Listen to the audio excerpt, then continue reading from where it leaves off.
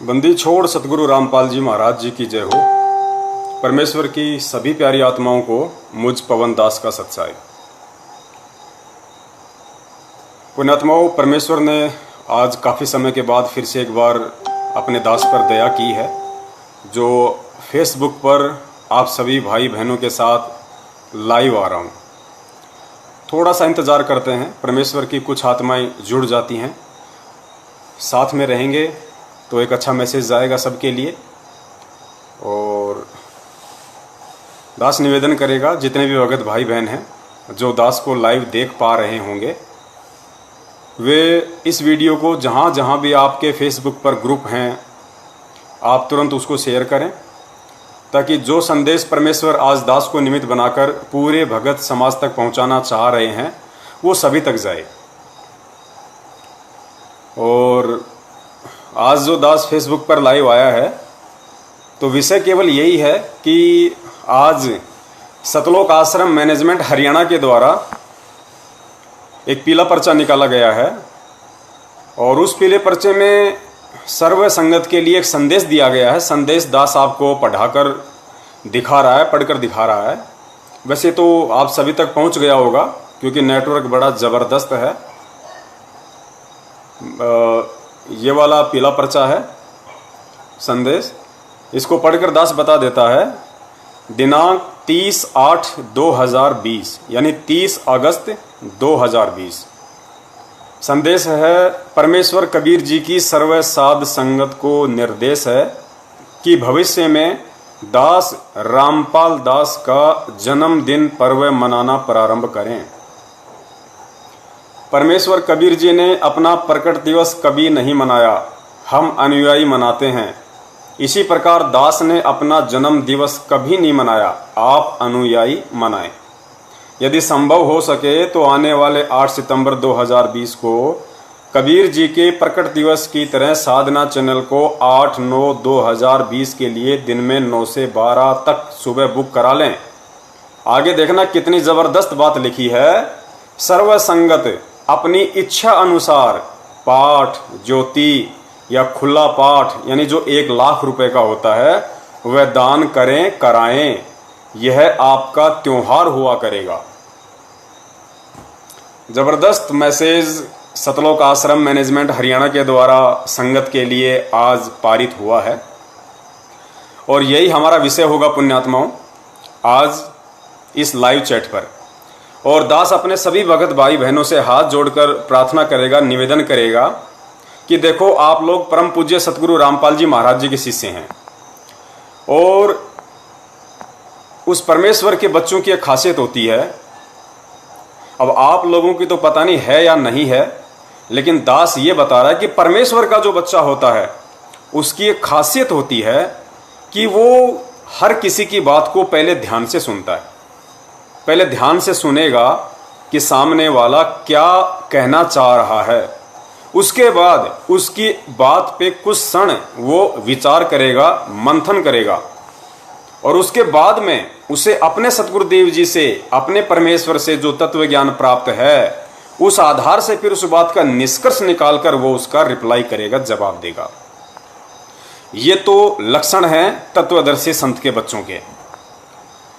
और भाई बाकी तो मुंह फाड़ के लोग कब क्या कुछ बोल जाते हैं ग्रुपों में, कमेंट्स में, कुछ मालूम ही नहीं पड़ रहा। यही निर्णय करने में बड़ा संकट महसूस हो रहा है कि ये सतगुरुदेव जी का शिष्य है या कोई जगत वाला आदमी है। धीरे धीरे भगत भाई जुड़ रहे हैं, परमेश्वर दया करें। दास उस टॉपिक पे आएगा, एक बार सभी भगत भाई आ जाएं।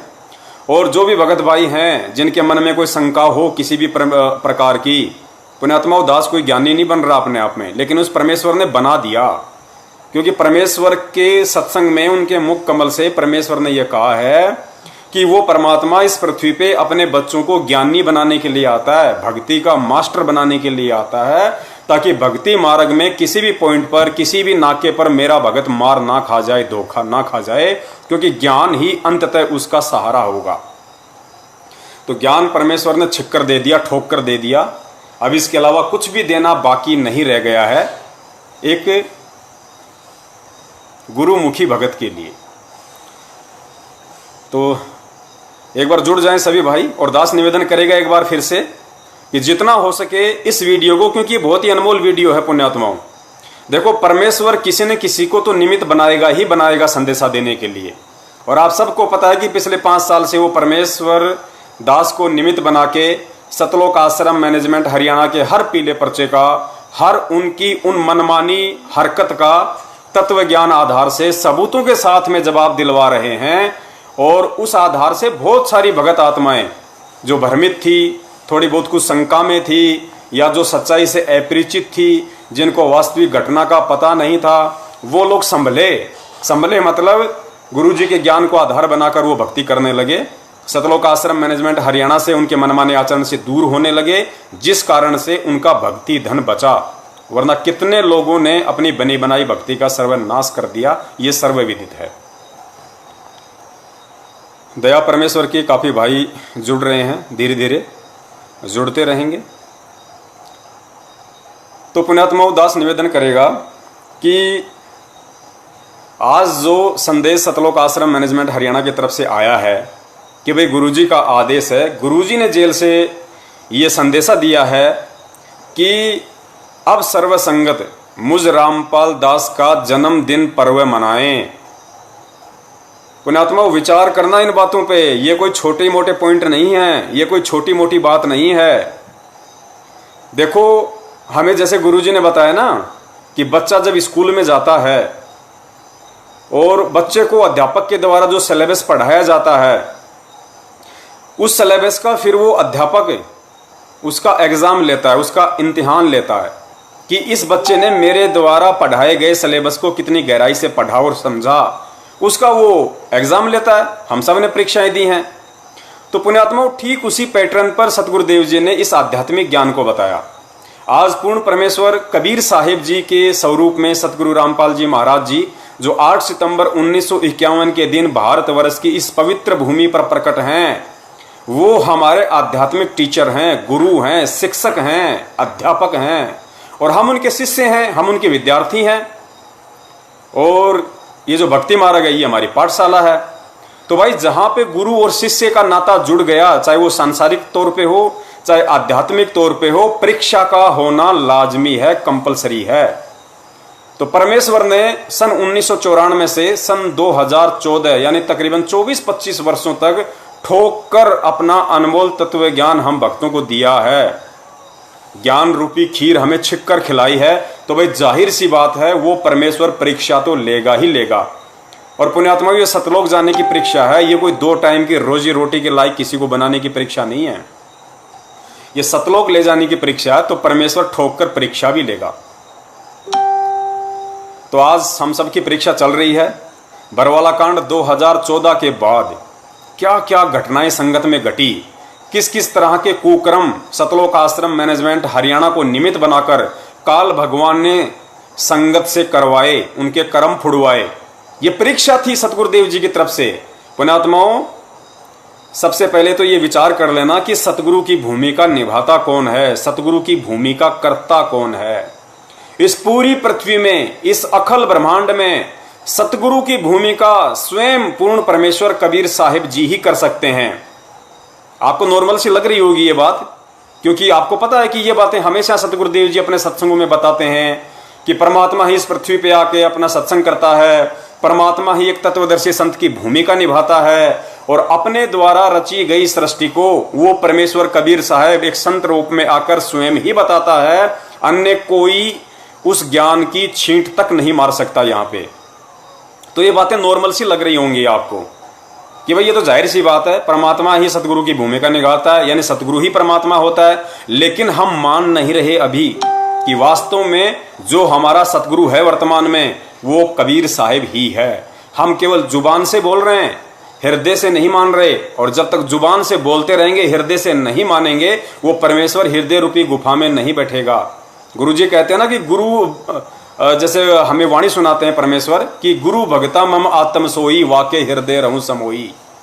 परमेश्वर स्वयं गुरु की भूमिका करता है, फिर स्वयं में कह रहा है कि गुरु भगता मम आत्म सोई, यानी जो गुरु का भगत है वही मेरी असली आत्मा होगी, उसके हृदय में मैं सदा समाया रहूंगा। अब गुरु का भगत कौन होगा? गुरु का भक्त वो होगा जो गुरु को परमेश्वर मानेगा, क्योंकि मालिक की वाणी है कि गुरु मानुष कर जानते ते नर कहिए अंध ओवे दुखी संसार में आ गए यम के फंदे। तो आज जो पीला पर्चा आया है वो इसी बात का निर्णय करेगा कि 20 लाख के आसपास की जो संगत है, सबसे पहले तो दास क्लियर कर देता है ये जितनी भी डींग मारे जाती हैं सतलोक आश्रम मैनेजमेंट हरियाणा के द्वारा कि हमारी 2 करोड़ की संगत है, 3 करोड़ की संगत है, बड़े बड़े कोऑर्डिनेटर, स्टेट कोऑर्डिनेटर, क्योंकि उनका तो जन्मजात धंधा रहा है झूठ बोलने का। कांग्रेस की रैलियों में, बीजेपी की रैलियों में, जेजेपी की रैलियों में इन्होंने बताया कि हम सर्व संत रामपाल जी महाराज के 3 करोड़ 20 लाख शिष्य ये कर देंगे वो कर देंगे। पुण्यात्माओं, ये सत का मार्ग है। इस भक्ति मार्ग में हर जगह सत्य जुड़ा हुआ है। सत साहेब, सतगुरु, सतलोक, सत भक्ति, हर चीज में सत्य है। यहाँ पे अगर सत्य नहीं होगा तो आप सतगुरु के निकट भी नहीं हैं। तो जब सतगुरुदेव जी बरवाला कांड के बाद में जेल गए तो 14.5 से 15 लाख की संगत थी। लास्ट एंड फाइनली इनकी पुस्तकों में लिखा हुआ है, जो इन्होंने भारतीय न्यायालय के ऊपर उस समय जो पुस्तकें छापी थी, भ्रष्ट जज कुमारक पर न्यायालय की गिरती गरिमा, ये स्वयं इन सतलोक आश्रम मैनेजमेंट हरियाणा वालों ने न्यायालय की गिरती गरिमा पुस्तक के पेज नंबर 38 पे, या फिर बरवाला कांड की घटना की सच्चाई के पुस्तक पेज नंबर 38 पे आप लोग देख लेना। इन्होंने खुद लिखा हुआ है कि 14.5 लाख की संगत है वर्तमान में। अब उसके बाद में 5-7 लाख ने और नाम दीक्षा ले ली होगी इनके नामदान केंद्रों से, तो 20 लाख हम मान के चलते हैं, इससे ज्यादा संगत नहीं है। तो ये जो संदेश है कि सतगुरु कौन है, सतगुरु की भूमिका कौन कर सकता है, इसका निर्णय आज करना पड़ेगा। गुरुजी के जेल में रहते सहते करना पड़ेगा। पुण्यात्माओं, वो परमेश्वर हिसार की छोटी जेल में बैठ के हम मूर्खों की, हम अज्ञानियों की, इस काल के 21 ब्रह्मांड रूपी इस बड़ी जेल में बैठे हम कैदियों की तत्व ज्ञान आधार से परीक्षा ले रहा है कि मैंने इनको जो ज्ञान दिया है, मैंने इनको जो ज्ञान रूपी खीर खिलाई है, उसका कितना असर हुआ है इन आत्माओं पे। सतलोक कोई बाबा का घर नहीं है। गुरुजी ने बताया ना कि बरवाला का बस स्टैंड नहीं है। सतलोक की घूमते घूमते चला जाओगे, हमारे साइकिल के 2 पेडलर हो गया, आ गया सतलोक। सतलोक ऐसे नहीं मिलेगा। सतलोक के लिए तो बहुत कुर्बानियां देनी पड़ेंगी, बहुत कुछ सहन करना पड़ेगा, बहुत कुछ अपने आप को ढालना पड़ेगा। तो आज वही है, आज वही मौका है। और बार बार सतगुरु परीक्षा ले रहा है, बार बार सतगुरु परीक्षा ले रहा है। आज जो पीला पर्चा आया है वो भी परीक्षा है। देखो, सबसे पहली जो परीक्षा थी, सबसे पहली जो परीक्षा थी बरवाला कांड के बाद में, वो थी जाट आरक्षण की सबसे पहली परीक्षा। और हम जैसे कुत्तों को निमित्त बना के, हम जैसे कुछ सत्सेवकों को निमित्त बना के उस परमपिता परमेश्वर सतगुरु रामपाल जी महाराज जी ने सैकड़ों की संख्या में ऑडियो संगत तक पहुंचाई, वीडियो संगत तक पहुंचाई, पंपलेट संगत तक पहुंचाए कि भाई ये गुरुजी का आदेश नहीं है। अरे सतगुरुदेव जी सन 1994 से ये ज्ञान दे रहे हैं, सत्संग कर रहे हैं। क्या 1994 से लेकर सन 2014 इन 26 सालों में क्या कभी किसी जाति वालों ने आरक्षण के लिए आवाज नहीं उठाई? क्या कभी धरने, रैलियां, प्रदर्शन नहीं किए? कितनी बार धरने हुए हरियाणा में, कितनी बार प्रदर्शन हुए, रैलियां हुई आरक्षण के लिए।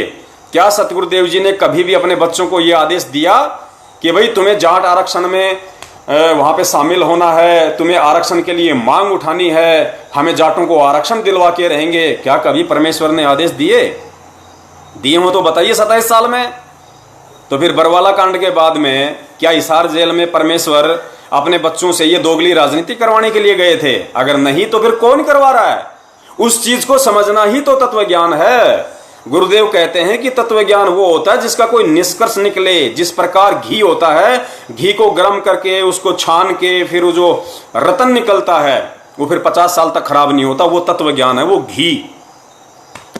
तो तत्व ज्ञान उसको कहते हैं जिसका कोई निष्कर्ष निकले। कितनी आत्माओं ने अपने कर्म फोड़े उस समय, हमने पक्ष कर लिया क्योंकि सरकार के साथ हरियाणा के जाटों का मुद्दा था। और ये जितने भी सतलोक आश्रम मैनेजमेंट हरियाणा वाले, ये सारे के सारे जाट जाति से हैं। ज्ञान इनको था नहीं परमेश्वर का, देखा देखे में एक दूसरे की पूंछ पकड़ के जुड़े हुए थे। आश्रम में सारे के सारे ये चौधरी बने हुए थे, किसी को क्या पद मिला हुआ था, किसी को क्या पद मिला हुआ था। ये अपने आप को एमएलए एमपी से कम समझते नहीं थे। पुण्यात्माओं, ये ज्ञान समझना कोई बच्चों का खेल नहीं है। ये ज्ञान कोई जैसे गुरुजी ने बताया ना कि वो 40 साल वाला भगत और 4 साल वाला भगत, उम्र से ज्ञान समझ में नहीं आता, किसी बड़ी जाति में जन्म लेने से ज्ञान समझ में नहीं आता, समाज में किसी बड़े ओहदे पे होने से ज्ञान समझ में नहीं आता, बड़ी बड़ी डिग्रियां लेने से ज्ञान समझ में नहीं आता। ये ज्ञान पूर्व जन्म के भक्ति संस्कारों के आधार से समझ में आता है, चाहे बंदे ने 2 दिन पहले ही नाम क्यों ना लिया हो। तो इन लोगों को, ज्ञानवान तो को समझ में आया नहीं था और इन्होंने ढोल पीट दिया, जाटों का समर्थन कर दिया। जबकि परमेश्वर क्या कह रहे हैं, परमेश्वर की वाणी है कि पक्षा पक्षी के कारण सब जग रहा भुलान। पक्षा पक्षी का मतलब ये मत समझ लेना कि कोई चिड़िया होती है, पक्षी का पक्षा पक्षी ये संत भाषा है। पक्षा पक्षी के कारण है, पक्षा पक्षी यानी पक्ष और विपक्ष, यानी पक्ष और विपक्ष के चक्कर में पूरा जग भूला बैठा है। तो परमेश्वर कहते हैं पक्षा पक्षी के कारण सब जग रहा भुलान, और निष्पक्ष होकर हरि भजे सोहे संत सुजान। यानी कबीर परमेश्वर का जो मार्ग है वो पक्ष और विपक्ष से दूर सीधा निष्पक्ष का मार्ग है। परमेश्वर कहते हैं कि कबीरा तेरी झोपड़ी गलकटियन के पास, जो करेगा सो भरेगा तू क्यों भया अदास। लेकिन इन लोगों ने जाट आरक्षण में पक्षपात किया इन्होंने, और आड़ किसकी ली? सतगुरुदेव जी की, उस पूर्ण परमेश्वर की आड़ ली इन लोगों ने। अपने तो कर्म फोड़े फोड़े, और भी हजारों की संख्या में भगत भाइयों के इन्होंने कर्म फोड़े। बहुत सारे भगत भाई समझे भी, कुछ नहीं समझे, चलो कोई बात नहीं, ऐसा ही होता है। उसके बाद में इन लोग अजमेर में राजपूत करनी सेना की रैली में इन्होंने भगत समाज को इकट्ठा कर दिया गुरुदेव का आदेश बता के। और पॉइंट क्या था, विषय क्या था कि जो राजपूत समाज था राजस्थान का, बॉलीवुड ने एक फिल्म बनाई थी पद्मावती, राजपूतों के ऊपर, राजपूतों के इतिहास के ऊपर। तो राजपूतों को लगा कि हमारे इतिहास के साथ कुछ छेड़छाड़ की गई है, तो वो उस फिल्म के विरोध में आ गए। अब सतलोक आश्रम मैनेजमेंट हरियाणा और परमेश्वर के बच्चों का क्या लेना देना था पद्मावती फिल्म से और राजपूतों के इतिहास से? लेकिन राजनीति खेली गई। क्यों खेली गई? क्योंकि आनंदपाल सिंह जो गैंगस्टर था, जो पुलिस एनकाउंटर में मारा गया था, जिसका समर्थन राजपूत करनी सेना कर रही थी, जिसका मुकदमा लड़ रही थी, जिसकी सीबीआई की जांच की मांग कर रही थी राजपूत करनी सेना, उसका वकील कौन था पता है? एपी सिंह, दिल्ली वाला एपी सिंह राजपूत करनी सेना की तरफ से आनंदपाल सिंह का वकील था। और इधर सतलोक आश्रम मैनेजमेंट हरियाणा की तरफ से परमेश्वर सतगुरु रामपाल जी महाराज जी का वकील था, नाम मात्र का, बचाव मैनेजमेंट का कर रहा था। यानी दोनों पार्टियों का वकील सेम था। तो उस वकील ने बीच में भूमिका निभाई और दोनों को एक कर दिया। ये काल के खेल हैं सारे के सारे। संगत इस चीज को समझ नहीं पाई और संगत गुरुदेव का आदेश मान के वहां पे लड़ मरी, यानी उस रैली में शामिल हो गई। उन कुपात्रों को, उन राजपूतों को जिनका ना कोई भक्ति मार्ग से लेना देना है, ना कोई सत भक्ति से लेना देना है, उन कुपात्रों को स्टेज पे खड़ा होके एक जोधपुर के लक्ष्मण दास, जिसको एलडी के नाम से जाना जाता है, एलडी 5 लाख रुपए का चेक भाई साहब उन राजपूतों के हाथ में दे रहा है और कह रहा है कि हम तुम्हारे साथ हैं, हम वचन देते हैं, हम तुम्हारे से दूर नहीं होंगे। सुखदेव सिंह गोगा मेडी, तुम आगे बढ़ो, हम तुम्हारे साथ हैं। आज ना ही तो सुखदेव दिखाई दे रहा और ना ही उस सुखदेव की पूंछ पकड़ के उसका समर्थन करने वाला वो एलडी जोधपुर वाला दिखाई दे रहा। क्यों?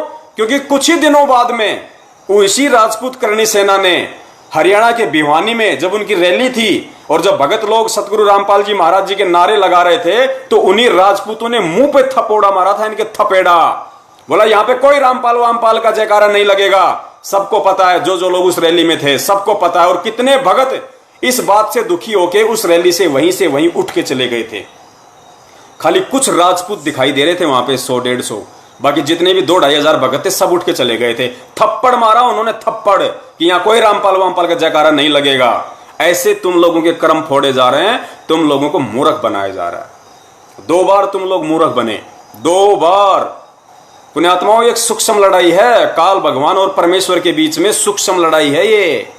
इसको केवल इन चालों को, इस काल भगवान की चाल को वही जीव समझ पाएगा जो परमेश्वर को परमेश्वर मान के भक्ति कर रहा है, जो सतगुरुदेव जी को परमेश्वर मान के भक्ति कर रहा है। उनको खाली एक रामपाल या एक संत मान के जो भक्ति करेगा, जन्म लिया हुआ मान के जो भक्ति करेगा, वो उनके इशारों को कभी नहीं समझ पाएगा। क्योंकि परमेश्वर कहते हैं शब्द सैन सतगुरु की पहचानी, पाया अटल सुहाग बे। उस अटल सुहाग, उस सतलोक की प्राप्ति तभी होगी जब हम सतगुरु के इशारों को समझेंगे। उस समझ के आधार से हम भक्ति करेंगे, क्योंकि परमेश्वर का काल भगवान के साथ वचन है। पर काल भगवान ने कहा था कि परमेश्वर आप नीचे जाना, अपने बच्चों को ज्ञान देना, लेकिन जबरदस्ती ना करना, आप केवल अपना विधान बताना। जो आपके विधान को माने वो आपका, जो आपके विधान को ना माने वो मेरा। परमेश्वर आप जबरदस्ती ना करना। तो भाई सतगुरु तो वचन का पक्का है। वो सतलोक आश्रम मैनेजमेंट हरियाणा या आप और हमारे जैसे 2 कौड़ी के जीवों की तरह मंदबुद्धि नहीं है। वो उसको भूल नहीं पड़ती है कि वो भूल जाएगा अपना वचन। परमेश्वर ज्ञान ही दे रहा है, 27 साल से जबरदस्ती नहीं कर रहा। उसके बाद में 2 बार तो सतलोक आश्रम मैनेजमेंट को निमित्त बना के इस काल भगवान ने संगत को ठगा। तीसरी बार कब ठगा? सारनाम के नाम पे। पुण्यात्माओं, सारनाम। परमेश्वर यहां पे गिल्ली डंडा खेलने नहीं आता, सारनाम देने के लिए ही आता है। और सारनाम कब दिया जाता है? ये परमेश्वर ने सत्संगों में असंख्य बार बता रखा है। कितने भक्तों को परमेश्वर ने हम जैसे कुत्तों को निमित्त बना के 2-2 घंटे की वीडियो बनवाए, एक पॉइंट को क्लियर करवाया कि भाई सारनाम कोई बच्चों का खेल नहीं है। उस सारनाम के लिए ही तो परमेश्वर यहां आता है। और सारनाम कौन दे देगा उस परमेश्वर के बिना? अगर सारे काम मैनेजमेंट वाले कर रहे हैं तो फिर गुरु जी की आवश्यकता क्या है? फिर ये संगत खड़ी होके सतलोक आश्रम मैनेजमेंट हरियाणा से सवाल क्यों नहीं करती कि भाई तुम क्यों इतनी जोर जबरदस्ती कर रहे हो? क्यों वकीलों की जमानत के नाम पे, गुरुजी के मुकदमों के नाम पे हम संगत वालों से भीख मांग रहे हो हाथ फैला के कि गुरुजी की जमानत करवानी है, वकीलों को पैसा देना है, यहां खर्चा हो रहा है, वहां खर्चा हो रहा है। क्यों भीख मांग रहे हो फिर तुम? ये ड्रामा कोई नहीं समझ पाया इन लोगों का। इन्होंने जमानत के नाम पे भक्तों को लूटा, खूब कसोटा इन लोगों ने। और परमेश्वर ने दया की, हम जैसे कुत्तों को निमित्त बना के इतना सब कुछ संगत में संदेशा दिलाया कि भाई तुम क्यों पैसा मांग रहे हो? एक बात बताओ, तुम लोगों ने ऐसा नाटक कर दिया इस संगत में, ऐसा पाखंड खड़ा कर दिया कि किसी को गुरुजी की आवश्यकता ही नहीं है। किसी को आवश्यकता ही नहीं रही गुरुजी की। अरे गुरु की आवश्यकता होती किस लिए है? सबसे पहले गुरु की आवश्यकता होती है ज्ञान देने के लिए। तो ज्ञान तो तुम छपा छपा के पुस्तकें मिलावट कर करके सबको दे रहे हो। तो ज्ञान देने के लिए गुरु की आवश्यकता नहीं है। फिर गुरु की आवश्यकता किस लिए पड़ती है? नाम दीक्षा के लिए, नाम देने के लिए। तो भाई तुम लोगों ने उसी गुरु की आड़ में ये जगह जगह जो राशन की तरह दुकानें खोल दी 250-300 फर्जी नामदान के अंदर। तो गुरु की आवश्यकता नहीं है नाम के लिए। फिर गुरु की आवश्यकता किस लिए पड़ती है? कि नाम खंड हो जाए, कोई मर्यादा खंडित हो जाए, तो दोबारा से उस नाम से जुड़ने के लिए तुम लोगों ने जगह जगह फर्जी नामदान के अंदर खोल ही रखे हैं और वहां पे नामदान शुद्ध करवाया ही जा रहा है। तो फिर नाम शुद्ध करने के लिए भी गुरु जी की कोई आवश्यकता नहीं है।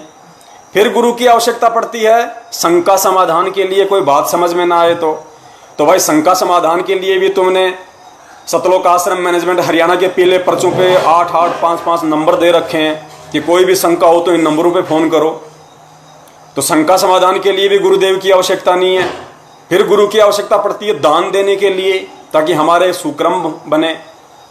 अब दान भी तुम ही लोग ले रहे हो, ज्योति का पैसा, पाठ का पैसा, खुला पैसा, जो भी मर्जी, जो भी लिया करता है गुरु। तो दान के लिए भी गुरु की आवश्यकता नहीं है। फिर गुरु की आवश्यकता किस लिए होती है? सत्संग करने के लिए। अब सत्संग तुमने टीवी चैनलों पे चला ही दिए हैं भाई साहब, तो सत्संग के लिए भी गुरु की आवश्यकता नहीं है। फिर गुरु की आवश्यकता होती है आशीर्वाद के लिए। तो आशीर्वाद भी तुम लोग साधना टीवी चैनल पे दिलवाए रहे हो बाद में सत्संग के, तो आशीर्वाद के लिए भी गुरुदेव की कोई आवश्यकता नहीं है। तो मैं ये पूछना चाहता हूं इस भगत समाज से, इस भोले भगत समाज से, पुण्यात्माओं कुछ तो विचार करो तुम। मैं ये पूछता हूं तुम्हें गुरु की आवश्यकता कहां है? फिर गुरु की आवश्यकता पड़ती है सतनाम के लिए, तो सतनाम भी दिया जा रहा है। फिर गुरु की आवश्यकता पड़ती है सारनाम के लिए, तो सारनाम भी सतलोक आश्रम मैनेजमेंट हरियाणा के द्वारा रोहतक में दे दिया गया हजारों को। और फिर आवश्यकता पड़ती है सार शब्द के लिए, तो भाई सार शब्द के भी फार्म भरवा लिए उसी समय। तो मैं ये पूछता हूं भोले भगत समाज से कि तुम्हें सतगुरु रामपाल जी महाराज जी की आवश्यकता कहां है? तुम्हें कोई आवश्यकता नहीं है सतगुरु रामपाल जी महाराज जी की। तो तीसरे नंबर पे सारनाम के नाम पे इस काल भगवान ने सतलोक आश्रम मैनेजमेंट हरियाणा को अपने दूतों को निमित्त बनाकर संगत को ठगा और कितने हजारों की संख्या में भगत लोग ठगे गए।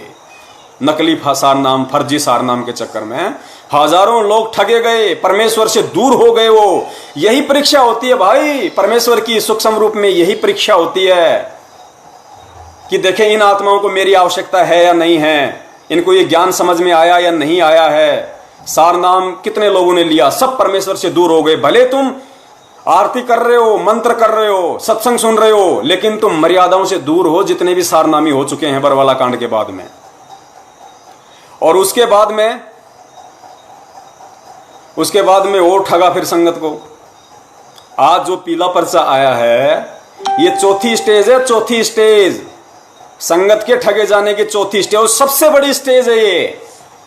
8 सितंबर के दिन पुण्यात्माओं कान खोल के सुन लेना, 8 सितंबर 2020 के दिन यदि इस पीले पर्चे को सत्य मान के, जिसमें यह लिखा हुआ है कि मुझ रामपाल दास का जन्मदिन पर्व मनाना शुरू करें, यदि इस पीले पर्चे को सतगुरु रामपाल जी महाराज जी का आदेश मानकर जिस पुण्यात्मा ने 8 सितंबर के दिन उनका जन्मदिन मना लिया या सोच भी ली उनका जन्मदिन मनाने की, पुण्यात्माओं वो जड़ से परमेश्वर से दूर हैं, जड़ से। क्योंकि परमेश्वर कहते हैं गुरु मानुष कर जानते ते नर कहिए अंधे, ओवे दुखी संसार में आ गए यम के फंदे। जन्मदिन उसका मनाया जाता है जिसका जन्म होता है, और जन्म जीव का होता है, पीयू का जन्म नहीं होता। पीयू हमेशा प्रकट होता है, जन्मदिन जीव का मनाया जाता है। तुम्हें जो ये अपनी चरम दृष्टि से दिखाई दे रहा है ना कि इंद्रो माई के गर्भ से 8 सितंबर 1951 को संत रामपाल जी महाराज जी का जन्म हुआ है, ये चरम दृष्टि है। हम आध्यात्मिक जीवन में जी रहे हैं, और आध्यात्मिक जीवन में परमेश्वर के तत्व ज्ञान को आधार बना के हमें तत्व ज्ञान वाली दिव्य दृष्टि से देखना पड़ेगा। पुण्यात्माओं सतगुरु क्या होता है? सतगुरु शब्द क्या संत रामपाल जी महाराज ने कभी कहा कि मैं सतगुरु नहीं हूं?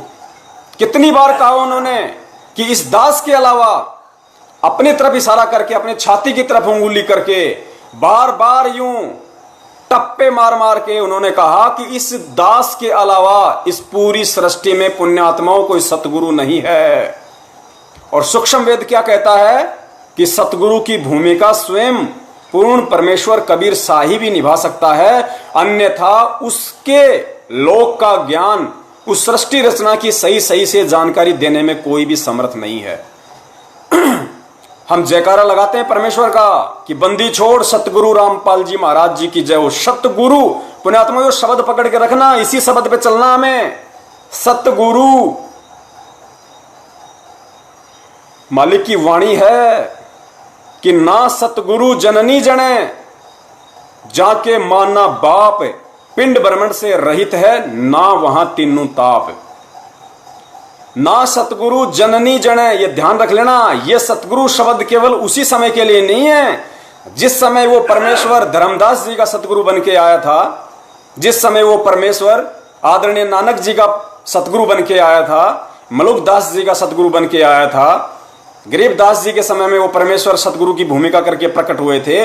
ये सतगुरु शब्द केवल उन्हीं आत्माओं के लिए नहीं है, ये सतगुरु शब्द हम सब के लिए है, हम आत्माओं के लिए है। उस समय जो घटनाएं घटी थी 650 साल पहले या उसके बाद में, परमेश्वर ने भिन्न भिन्न रूपों में प्रकट होकर जो भी एग्जाम्पल बनाए हैं, जो घटनाएं घटित की हैं, वो केवल इस पिछली पीढ़ी के आप और हम जीवों को सबक सिखाने के लिए, हम सब जीवों को ये सद्बुद्धि देने के लिए कि सतगुरु क्या होता है और सतगुरु के साथ में कैसा व्यवहार किया जाता है। तो परमेश्वर कहते हैं ना सतगुरु जननी जने, और जाके माना बाप। ना सतगुरु जननी जने, यानी सतगुरु कभी भी मां से जन्म नहीं ले सकता। इस सकल सृष्टि में ऐसी कोई जननी नहीं है जो सतगुरु को जन्म दे सके, यानी परमेश्वर कबीर साहिब जी को अपने गर्भ से जन्म दे सके, ऐसी कोई जननी आज तक ना कोई पैदा हुई है और ना कोई होगी। तो परमेश्वर की वाणी है। और गुरुदेव क्या कहते हैं कि परमेश्वर की प्रत्येक वाणी, प्रत्येक शब्द अनायास नहीं होता है, उनकी हर एक वाणी का गहरा अर्थ होता है। तो पुण्यात्माओं, दास का निवेदन है, आप ढोंग कर रहे हो या भक्ति कर रहे हो, इसका निर्णय 8 सितंबर के दिन हो जाएगा। अगर आप संत रामपाल जी महाराज जी को सतगुरु भी कहते हो और 8 सितंबर के दिन उनका जन्मदिन मनाते हो, तो पुण्यात्माओं धिक्कार है आप पर। आप तत्व ज्ञान लेने के बाद में इस पृथ्वी लोक की सबसे निकृष्ट और घटिया आत्माएं हैं, जो उस परमेश्वर की संगत में रहने के बाद भी शेख तकी की तरह सुधर नहीं पाए, उन्हें समझ नहीं पाए आप। या तो आप संत रामपाल जी महाराज जी को सतगुरु कहना छोड़ दो, उनके नाम से पहले सतगुरु शब्द लगाना छोड़ दो, या फिर उन्हें प्रकट हुआ ही मानो तत्व ज्ञान आधार से, दिव्य दृष्टि से। क्योंकि परमेश्वर की वाणी कह रही है, ये पवन दास नहीं कह रहा, कोई सत्सेवक नहीं कह रहा, ये परमेश्वर की वाणी कह रही है कि ना सतगुरु जननी जने और जाके माना बाप। तो भाई 8 सितंबर 1951 के दिन किसका जन्म हुआ है? अरे परमेश्वर तो अपने आप को छुपा के ही आता है भाई। यहां पे कितनी बार कहा परमात्मा ने, कितनी बार कहा कि जब धर्मदास जी व्याकुल हो गए, चिंतित हो गए कि हे परमेश्वर, आज इस समय ये जीव कितने निकृष्ट हो चुके हैं, परमेश्वर आज आपकी कोई दो बातें सुनने को तैयार नहीं है। मुझ नीच ने भी आपसे कितनी बार वाद विवाद किया, तर्क कुतर्क किया, परमेश्वर 650 साल बाद में आप कह रहे हो कि उस समय मैं जाऊंगा और उन जीवों को ज्ञान समझाऊंगा। परमेश्वर उस समय तो इतना सब कुछ दूषित हो चुका होगा, मन दिमाग सब कुछ। परमेश्वर कौन आपकी बातों को स्वीकार करेगा, कौन समझेगा? तो परमेश्वर कबीर साहिब जी ने कहा था कि धर्मदास मैं तुझे गुप्त बात बताता हूं, 12वें पंथ में गरीबदास का पंथ होगा, उस पंथ में आगे चल के मैं स्वयं ही जाऊंगा। यानी 12वें पंथ में मैं कबीर स्वयं ही जाऊंगा। और अपने गुरुजी क्या बोलते हैं बीच बीच में कि वो परमेश्वर नहीं आए तो इस दास को भेज दिया। क्यों भाई? परमेश्वर भी बिजी रहता है क्या? परमेश्वर ने कोई फैक्ट्री खोल रखी है क्या? परमेश्वर ने कोई ठेके ले रखे हैं क्या, कोई रोड कंस्ट्रक्शन के, जो लेबर की कमी है, लेबर को मैनेज करना पड़ता है? या परमेश्वर की कोई स्त्री है क्या जो उनके आगे आगे खड़ी होगी कि तुम तो बार बार पृथ्वी लोक पे चले जाते हो, बार बार पृथ्वी लोक पे चले जाते हो, यहाँ पे बच्चों को कौन संभालेगा, इतना बड़ा यहाँ पे खेत का काम है, यहाँ पे ये बाड़ी लगा रखी है, टिंडे भिंडे जो गंवार बाजरा यहाँ पे लगा रखा है, इनको कौन पानी देगा, कौन रोक देगा उस समर्थ को, उस परमेश्वर को जिसने ये कह दिया और कबीर सागर में लिख दिया कि 12वें पंथ हम ही चल आवें। तो परमेश्वर का वचन है कि साध वचन पलटे नहीं, चाहे पलट जाए ब्रह्मांड। पुण्यात्माओं, यहां सतगुरु रामपाल जी महाराज जी अपने आप को छुपाते हैं बार बार। वो स्वयं कबीर हैं, वो स्वयं छुपा रहे हैं अपने आप को, और उसकी समझ हमें केवल उनके द्वारा जो सद्बुद्धि हमें दी गई है इस ज्ञान आधार से, इस तत्व ज्ञान से, उससे हमें समझना पड़ेगा। उनके ज्ञान को आधार बनाकर, उनके ज्ञान को आधार बनाकर हमें निर्णय करना पड़ेगा कि वास्तव में आज इस पृथ्वी पे परमेश्वर के रूप में कौन है। गुरुजी ने बताया भगवान आएगा तो सींग लगा के नहीं आएगा। अरे कबीर साहिब जी भी 650 साल पहले आए थे, क्या उन्होंने कभी कहा कि मैं भगवान हूं, मैं परमात्मा हूं? धर्मदास जी को कितनी बार कहा उन्होंने कि धर्मदास मैं तो उस परमात्मा का भेजा हुआ दूत हूं, मैं तो उसका संत हूं। भाई वो परमेश्वर तो सत्य पुरुष है जो सतलोक में रहता है। कितनों को बताया परमेश्वर ने? नानक जी को क्या बताया परमेश्वर ने? लेकिन उन आत्माओं को यथार्थता का, सत्यता का कब मालूम पड़ा? जब वो परमेश्वर के साथ सतलोक में गए। पुण्यात्माओं, ये लीलाएं परमेश्वर ने सिर्फ आप और हम जीवों को, जो इस समय बिजली पीढ़ी में हैं, उनको समझाने के लिए, उनको यथार्थता से परिचित करवाने के लिए, क्योंकि 650 साल पहले जो हम धोखा खा गए थे वो धोखा हम दोबारा ना खाएं। इसलिए हमारे बाप ने, हमारे परम पिता परमेश्वर कबीर साहिब जी ने इतने पापड़ बेले हैं, इतने उदाहरण, इतने एग्जाम्पल दिए हैं। गरीबदास जी महाराज जी को, नानक जी को, धर्मदास जी को, जितनी भी आत्माओं को परमेश्वर सतलोक लेके गए, वो उन आत्माओं को सतलोक दिखाने के लिए लेके नहीं गए। वो आत्माएं कौन थी ये भी अभी बहुत बड़ा रहस्य है। दास पे तो दया कर रखी है परमेश्वर ने, और भी भाइयों को समझ है, लेकिन ज्यादातर को नहीं। वो खाली उनको जीव मानते हैं, आप और हमारे जैसा जीव मानते हैं उनको। नहीं, परमेश्वर कुछ सामग्री अपने साथ में लेके आते हैं। जो भूमिकाएं परमेश्वर की विशेष आत्माएं कर सकती हैं वो यहाँ का कोई जीव नहीं कर सकता। तो परमेश्वर जितनी भी आत्माओं को सतलोक लेके गए थे, और सतलोक जाने के बाद में जो परमेश्वर ने बताया कि जो जिंदा महात्मा के रूप में नीचे से गया था, फिर वहां जाके नानक जी ने देखा, रामानंद जी ने देखा, गरीबदास जी ने देखा, धर्मदास ने देखा कि वहां पे अरे ये तो वही है, ये तो वही जिंदा है जो नीचे से मेरे साथ में आया है, ये तो तख्त पे बैठा है। वहां जाके परमेश्वर उस जो परमेश्वर का जो सत्य पुरुष वाला जो रूप है सिंहासन पे सतलोक में, उस पर चवर करने लगे। तो उन आत्माओं ने सोचा कि ये कबीर तो इनका कोई नौकर है, असली परमात्मा असली सत्य पुरुष तो ये है जो बैठा हुआ है। इतने में ही अब वो जो सत्य पुरुष वाला रूप था, जो नूरी शरीर था परमात्मा का तेज पुंज का, वो उठा और जो नीचे से महात्मा जी थे सतगुरु रूप में जो उनके थे, वो वहां बैठे और वो सत्य पुरुष जो उनको तेज पुंज का लग रहा था वो पंखा करने लगा।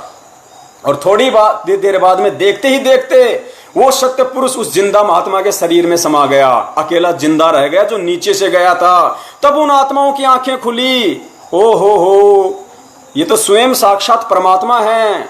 फिर नानक जी ने आके कहा था कि ए ठगवाड़ा ठगी देश धानक रूप रहा करता, कि ये जुलाओ, ये तुम्हें जुला दिखाई दे रहा है, ये तुम्हें धानक दिखाई दे रहा है, ये सत्य पुरुष है, ये परमात्मा है। तो परमेश्वर ने कहा कि भाई चिल्लाने से काम नहीं चलेगा, तेरी कोई नहीं सुनेगा ऐसे। यहाँ पे पुण्यात्मा अपनी जाके भक्ति करो।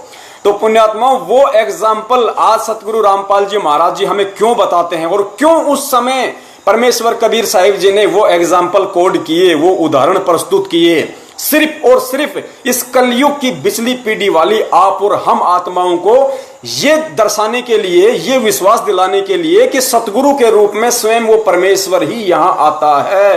अन्य कोई ये नाम देने का अधिकारी नहीं है, अन्य कोई उस सतलोक का ज्ञान बताने के लायक नहीं है, समर्थ नहीं है, सक्षम नहीं है। आज परमेश्वर क्यों नहीं जा जाके दिखा रहे लोगों को सतलोक? क्यों? क्योंकि ये ज्ञान आधार से ये समय चुना था परमात्मा ने, चमत्कार से नहीं चुना। 650 साल पहले लाखों चमत्कार किए थे, एक भी पार नहीं हुआ। इसलिए आज परमेश्वर ने समय निर्धारित किया, पिछली पीढ़ी का शिक्षित किया, अपना अनमोल तत्व ज्ञान दिया कि हम चमत्कार से नहीं, हम उस परमेश्वर को जो सतगुरु रामपाल जी महाराज जी के रूप में स्वयं पृथ्वी पे प्रकट है, हम उनको उनके तत्व ज्ञान को आधार बना के समझें कि आज इस पृथ्वी पे कौन है। और आज ये पीला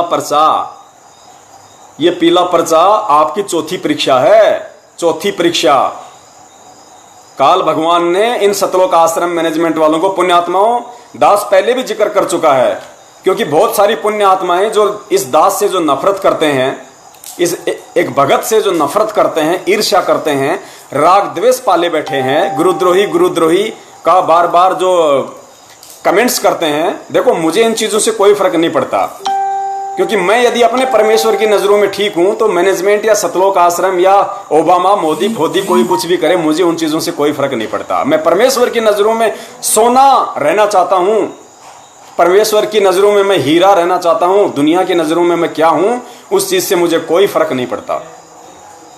मैं पहले भी कह चुका हूं कि मेरा सतलोक आश्रम मैनेजमेंट हरियाणा से किसी प्रकार का कोई गिला शिकवा नहीं है, कोई राग द्वेष नहीं है। मैंने पहले भी कहा था, अगर सतगुरुदेव जी कह देंगे कि बेटा ये महेंद्र दास है, ये कल लेटरिंग करेगा, इसके लेटरिंग को तू शहद लगा के चाटना, मैं 4 बार चाटूंगा पुण्यात्माओं।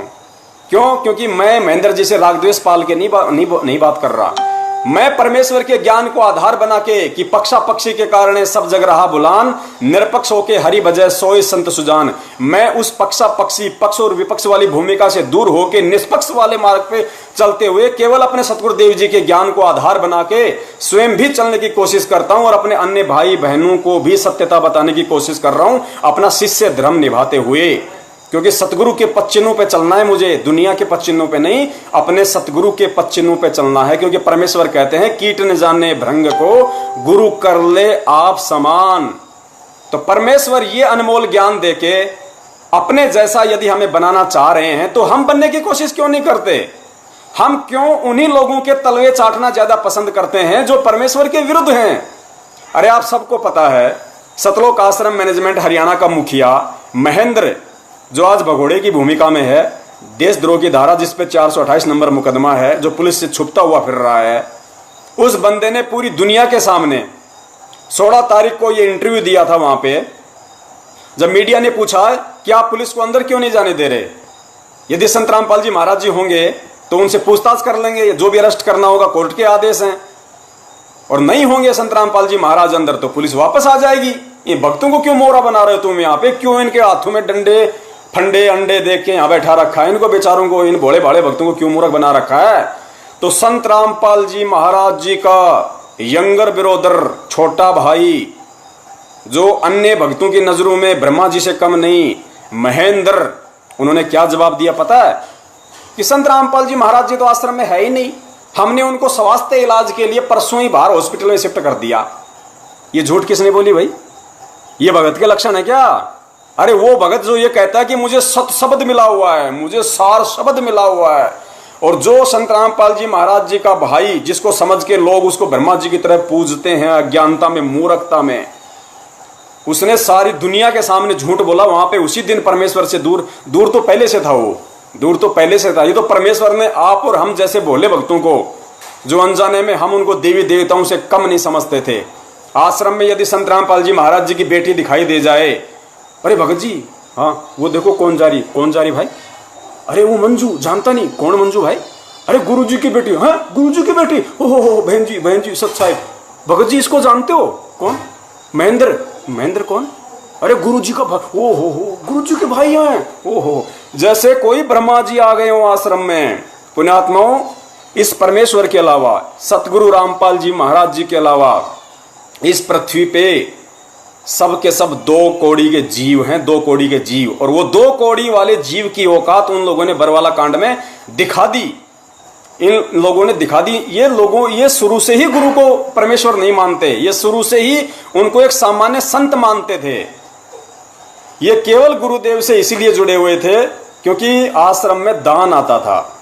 एक बात बताइए, संत रामपाल जी महाराज जी सन 1994 से नाम दीक्षा दे रहे हैं। अरे परिवार वाले 2008 के बाद क्यों जुड़े भाई? 2006 में गुरुदेव करोथा कांड में जेल गए, 2008 में आए, लास्ट में 21 महीने रह के, उसके बाद ही क्यों जुड़े ये सारे बेटा बेटी सब? उससे पहले सन 1994 से 2008 यानी 18-20 साल में इनको संत रामपाल जी महाराज जी के अंदर परमात्मा दिखाई नहीं दे रहा था। जब 2008 के बाद में परमेश्वर आए, संगत बढ़ी, दान आने लगा, तो इनको उनमें भगवान नजर आने लगा और सब आ गए आश्रम में, सब चिपक गए उन पे। परमेश्वर कहते हैं जैसे चंदन सर्प लिपटाई, तन भया शीतल पर विष नहीं जाई। अरे वो परमेश्वर तो चंदन का पेड़ था और ये लोग थे सांप। ये जैसे चंदन के पेड़ के सांप लिपट जाता है, गुरुदेव कहते हैं ऐसा ठंडक महसूस करता है, ऐसा रहता है न्यूट्रल, निष्क्रिय। देखने वाला देखे यार इसका तो सारा जहर ही मर चुका है इसका तो। और जैसे गुरुदेव कहते हैं उसको थोड़ा सा टच कर दो, यूं यूं उठा के खड़ा हो जाएगा। तो इन लोगों की स्थिति वो थी। परमेश्वर ने कितनी बार अपने सत्संगों में बगुले और हंस का उदाहरण देके इन लोगों के ऊपर इंडिकेशन किया, सतलोक आश्रम मैनेजमेंट वालों पे, अपने बच्चों के ऊपर इंडिकेशन किया। दास ने इतनी वीडियो बनाई है इन लोगों के ऊपर। एक वीडियो में स्पष्ट गुरुजी ने कह रखा है कि इस दास के शरीर के 4 बेटा बेटी थे। क्या बोले? 4 बेटा बेटी थे। ये नहीं कहा है, 4 बेटा बेटी थे। 2008 का सत्संग है, ये सुना होगा आप लोगों ने। और फिर गुरुदेव ने कहा कि मुझे अच्छे से पता था उनके व्यवहार का, उनके आचरण का, कि वो मेरी कैसी क्या सेवा करते।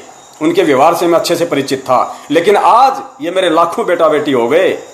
एक से पानी मांगता हूं 10 गिलास लाते हैं, ऐसे सोचते हैं अपने गुरुदेव को हाथों पे रखें, पलकों पे रखें अपने पिताजी को। तो परमेश्वर ने कितने संकेत दे दिए हमें। पुण्यात्माओं, इस भक्ति में परिवारवाद नहीं चलता, इस भक्ति में वंशवाद नहीं चल सकता। कबीर सागर पढ़ाना आप लोगों ने, गुरुदेव ने पढ़ाया ना सूक्ष्म वेद। क्या लिखा हुआ है कि इस भक्ति मार्ग में बिंद वाले हमेशा रोड़ा ही बन के पैदा होते हैं, हमेशा रोड़ा बन के रहेंगे। इस मार्ग को डुबोने की कोशिश करते हैं बिंद वाले, बिंद यानी जो उनके परिवार से हैं। और ये भक्ति मार्ग हमेशा नाद पुत्रों से चलता है। नाद यानी वचन के पुत्रों से, जो सतगुरुदेव जी के शिष्य हो जाते हैं, जो ज्ञान को समझ के, वो उनके वचन के बेटा बेटी हैं, नाद के बेटा बेटी हैं। तो ये आज आपकी चौथी परीक्षा है, चौथी परीक्षा। और इस चौथी परीक्षा में 8 तारीख को ही पता चल जाएगा। देखो, दास 100% कह सकता है, अपनी अंतरात्मा से कह सकता है। जिन जिन आत्माओं ने आज ये पीला पर्चा पढ़ा होगा, हजारों की संख्या में, लाखों की संख्या में, 2% को छोड़ के, पुण्यात्माओं ध्यान देना, 100 में से 2% को छोड़ के 98% आत्माओं की अंदर से आवाज आ रही है कि ये आदेश गुरुदेव का नहीं है। पहली बात तो हमारे परमेश्वर स्वयं कबीर साहब है, और कबीर साहब चाहे किसी भी रूप में हो, वो प्रकट ही होते हैं, प्रकट ही होते हैं। कभी जन्म लेगा ही नहीं, जो जन्म लेगा वो परमात्मा होता ही नहीं है। अरे गुरुदेव ने कितनी बार बताया कि आदरणीय गरीबदास जी महाराज जी थे, वो चरम दृष्टि से कैसे आए थे, लोगों को कैसे दिखाई दिया? रानी माता के पेट से आए थे। उनको गर्भ भी था 9 महीने का, दाई ने खींच के बाहर भी निकाला था, सब सिस्टम था, लेकिन वो चरम दृष्टि से उन्हें गरीबदास दिखाई दे रहा था। परमेश्वर तो सूक्ष्म रूप से प्रकट हो जाते हैं, वो कौन आत्मा है क्या है। परमेश्वर तो लाखों असंख्यों करोड़ों शरीर बना दें ऐसे, 1 दिन के, 2 दिन के, 2 घंटे के, 10 दिन के, 20 दिन के, परमेश्वर तो लाखों शरीर बना दें। अरे जब सुखदेव ऋषि के बारे में परमात्मा ने बताया कि सुखदेव ऋषि क्या मां के पेट से जन्म लेके बाहर निकला था, एक सिद्धि युक्त महात्मा सुखदेव ऋषि 12 साल का मां के गर्भ से बाहर निकला था, सूक्ष्म रूप में बाहर निकला और बाहर निकलते ही 12 साल का हो गया। तो क्या संत रामपाल जी महाराज जिस सिद्धि में सुखदेव ऋषि से भी नीचे मान लिया आप लोगों ने? अरे सुखदेव का क्या जन्म हुआ था, वो मां के पेट से सूक्ष्म रूप में प्रकट हुआ था, तुरंत 12 वर्ष का हो गया खड़ा। ऐसे ही गरीबदास जी महाराज जी ने लीला की, ऐसे ही संत रामपाल जी महाराज जी ने 8 सितंबर 1951 के दिन लीला की। अरे गोरखनाथ ने कौन सा जन्म लिया था? अरे गोबर से पैदा हुआ था, गोबर से। उसने कौन सा जन्म लिया था? राजा रामचंद्र जी के गुरु और जो वाल्मीकि जी थे, सॉरी शायद उनका वाल्मीकि जी नाम था, दास को जहां तक ध्यान आ रहा है, उन्होंने क्या किया था? जो कुश था, सीता जी का बेटा था लव, जो रामचंद्र जी से पैदा हुआ। दूसरा था कुश। कुश को किसने बनाया था? आश्रम में महर्षि जी ने बनाया था, वाल्मीकि जी ने। किससे बनाया? कुश। कुश यानी घास, घास के तिनके से। उसने कौन सा जन्म लिया था भाई? जब ये छोटे मोटे महात्मा इस तरह के चमत्कार कर देते हैं तो वो परमेश्वर क्या नहीं कर सकता? जिनकी सिद्धि से पूरी दुनिया चल रही है, जिनके शक्ति से ब्रह्मा विष्णु महेश के पास में 8 सिद्धि 9 निधि, सारी जो जितने भी ये कलाओं के भगवान है, 1000 कला काल भगवान को किसने दी? 1000 कलाओं का भगवान है काल भगवान, ज्योति निरंजन, उसको 1000 कला किसने दी? परमेश्वर कबीर साहिब जी ने। अक्षर पुरुष को 10,000 कला किसने दी? परमेश्वर कबीर साहिब जी ने। ब्रह्मा विष्णु महेश को किसने दी कलाएं? दुर्गा को किसने दी कलाएं? देवी देवताओं को पावर किसने दी? उस परमेश्वर ने। अरे वो अनंत कलाओं का भगवान, जरूरी है क्या वो मां के पेट से जन्म लेके आएगा? पुण्यात्माओं, समर्थ इसी का नाम होता है, समर्थ कुछ भी कर सकता है। तो दास का निवेदन है, 8 सितंबर का दिन वो फाइनल दिन होगा इस सर्व साध संगत का। अरे हम जैसे नीचों को तो उस परमेश्वर ने पिछले साल से ही सद्बुद्धि दे दी थी। पिछले साल सबको पता है कि इस सकल पृथ्वी पे 8 सितंबर 2019 को यदि सबसे पहले किसी ने परमेश्वर का प्रगट दिवस मनाया था तो वो केवल सत्सेवक थे। सत्सेवकों ने ही परमेश्वर का प्रगट दिवस मनाया था। और अब की बार इतना बड़ा, मालिक की दया से इतना बड़ा प्रचार हुआ, इतनी संगत में इतना प्रचार हुआ कि अंत में मैनेजमेंट को हार माननी पड़ी, मैनेजमेंट को घुटने टेकने पड़े। मैनेजमेंट को अच्छे से पता था कि आज नहीं तो कल ये संगत सतगुरु प्रगट दिवस मनाएगी ही मनाएगी। अगली साल कबीर प्रगट दिवस मनाने वाले कुछ ही बचेंगे। संगत प्रगट दिवस मनाएगी, सतगुरु प्रगट दिवस मनाएगी ही मनाएगी। तो इन्होंने आज ये मौके का फायदा उठाया, मौके पे चौका मारा इन लोगों ने गुरु की आड़ में, क्योंकि काल अपने सारे काम गुरु की आदेश की आड़ में ही करता है। तो आज इन लोगों ने मौके पे चौका मारा कि भाई देखो संगत ने मनाना तो है ही है, और कहीं ऐसा ना हो जाए कि अगली बार कोई कबीर प्रगट दिवस बचाने के लायक भी ना बचे, कोई रहे ना कोई हमारे साथ में। तो इन्होंने नया ड्रामा रख दिया, एक आदेश। पुण्यात्मा उनकी बुद्धि भ्रष्ट है। परमेश्वर ने एक सत्संग में कहा कि गुरुद्रोही की पेड़ पे जय पग आवे वीर, 84 निश्चय पड़े सतगुरु कहें कबीर। फिर गुरुदेव ने बताया कि जो गुरुद्रोही होता है वो कंस और रावण से भी खतरनाक होता है। तो पुण्यात्माओं, ये गुरुद्रोही की जो भूमिका है ये सन 2014 से पहले और 2014 के बाद तो फुल फॉर्म में निभा रहे हैं ये लोग, सतलोक आश्रम मैनेजमेंट हरियाणा वाले। गुरुद्रोही क्या होता है, गुरुद्रोही की परिभाषा का नहीं पता इस संगत को। फिर कहते हैं कि हमने संत रामपाल जी महाराज जी से तत्व ज्ञान ले रखा है, दुनिया को ज्ञान गंगा बांटते हैं। अरे पहले खुद तो ज्ञान समझ लो कि ज्ञान क्या होता है, तत्व ज्ञान क्या होता है, गुरुद्रोही क्या होता है पता तुम्हें? परमेश्वर ने गुरुद्रोही की परिभाषा बताई कि गुरुद्रोही गुरुद्रोही सब कोई कहे पर कोई न जाने खोज, और गुरु से बैर ईर्ष्या करे। गुरुद्रोही कहावे सोई, जो गुरु जी की निंदा चुगली करता है, गुरु जी से वैर करता है, ईर्ष्या करता है, जो गुरु जी का विरोध करता है वो गुरुद्रोही होता है। और इस तत्व ज्ञान आधार से एक परिभाषा और समझ लो गुरुद्रोही की, गुरुद्रोही केवल वो ही नहीं होता जो गुरु जी की निंदा चुगली करता है, गुरु जी से वैर करता है। वो भी सबसे बड़ा गुरुद्रोही होता है जिसके कुकर्मों की वजह से दुनिया उसके गुरु की निंदा करे, चुगली करे, उसके गुरु से राग द्वेष और ईर्ष्या करे, उसके गुरु को गुंडा और भुंडा कहे। वो सबसे बड़ा गुरुद्रोही होता है। और ये सर्वविदित है कि सतलोक आश्रम मैनेजमेंट हरियाणा की मैनेजमेंट के कुकर्मों के चलते, इनकी गलत हरकतों के चलते, इनकी मनमानियों के चलते बरवाला कांड हुआ है। अरे विचार करके देखो, गुरुदेव ने क्या बताया हमें। गुरुदेव ने क्या बताया कि जब वो परमेश्वर इस पृथ्वी पे आता है, एक इंसान के रूप में आता है, तो वो एक अच्छे आदर्श नागरिक की भूमिका भी निभाता है। दास के पास सतगुरुदेव जी के सत्संग हैं, इसी मोबाइल में, वरना सुना देता, अभी वीडियो तो बना रखे हैं। यानी गुरुदेव ने बताया कि जब वो परमेश्वर इस पृथ्वी पर प्रकट होता है तो एक सुयोग्य, एक आदर्श नागरिक की भी भूमिका निभाता है। तो पुण्यात्माओं, कोर्ट की अवमानना करना एक सुयोग्य और आदर्श नागरिक के काम नहीं होते। तो जब वो परमेश्वर एक सुयोग्य और आदर्श नागरिक की भूमिका निभा रहा है तो क्या वो कोर्ट की अवमानना करेगा? कभी नहीं करेगा, जिंदगी में नहीं करेगा। भक्तों की आड़ लेगा कि मुझे पुलिस ना पकड़ ले जाए, भक्तों को आश्रम के बाहर खड़ा कर दो, ये वो कहेगा जो सर्व सृष्टि का रचनहार है, जो समर्थ है, जिसके एक शब्द से पूरी सृष्टि रची गई। वो सतलोक आश्रम मैनेजमेंट हरियाणा को पुलिस वालों से डर के, कोर्ट से डर के ये कहेगा क्या कि भक्तों को आश्रम के बाहर ढाल बना के खड़ा कर दो, मैं नहीं जाना चाहता। वो परमेश्वर है, परमेश्वर। और ये परीक्षा थी हम भक्तों की, लेकिन हम नीच फैल हुए उस समय वहां पे। फिर भी परमेश्वर ने दया करी, मौका दिया हमें। क्योंकि कहते ना कि जीवन में 2 मौके और एक बाल पे 2 छक्के नसीब वालों को मिलते हैं। एक बाल जब नो बॉल हो जाती है, जो भी आप लोग जानते हो, जो देखते हैं क्रिकेट वगैरह, तो जीवन में 2 मौके और एक बाल पे 2 छक्के नसीब वालों को ही नसीब होते हैं। और ये नसीब परमेश्वर ने हम जैसे नीचों को दिया, लेकिन फिर भी हम मार खाते जा रहे हैं, इतना ज्ञान देने के बाद भी। और उसे एक पीले पर्चे को स्वीकार कर लिया, उसमें कोई मोहर लग रही है क्या? गुरुजी का चेहरा दिखाई दे रहा है क्या? गुरुजी उस पीले पर्चे में बोलते हुए दिखाई दे रहे हैं क्या? अरे कोई भी ऐरा गहरा नथु कह रहा अपने मोबाइल से, आजकल तो कंप्यूटर से 2 शब्द टाइप करके लिख देगा, वो का ऐसा कैसा मान लोगे? गुरुजी का आदेश है, तुम इसलिए मान रहे हो कि उस पीले पर्चे से तुम्हें कोई आपत्ति नहीं है, तुम्हारे ऊपर कोई आपत्ति नहीं आ रही, कोई परेशानी नहीं आ रही, इसलिए तुम उस पीले पर्चे को गुरुजी का आदेश मान रहे हो।